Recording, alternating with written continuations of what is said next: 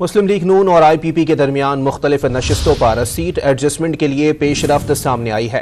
नून league Lahore में अलीम खान को कौमी असम्बली की नशिस्त पर सपोर्ट करेगी।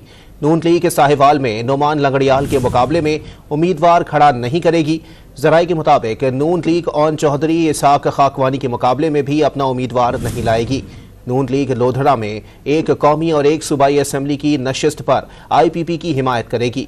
नून लीग की कमेटी अगले चंद रोज में नवाज शरीफ के सामने IPP के मतलूबा हलकों की फहरिस्त पेश करेगी।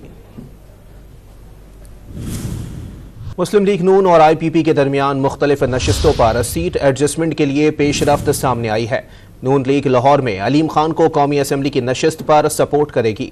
नून लीग साहिवाल में नुमान लंगड़ियाल के मुकाबले में उम्मीदवार खड़ा नहीं करेगी। जराये के मुताबिक नून लीग ओन चौधरी इसहाक खाकवानी के मुकाबले में भी अपना उम्मीदवार नहीं लाएगी। नून लीग लोधड़ा में एक कौमी और एक सूबाई असम्बली की नशिस्त पर IPP की हिमायत करेगी। नून लीग की कमेटी अगले चंद रोज में नवाज शरीफ के सामने IPP के मतलूबा हलकों की फहरिस्त पेश करेगी।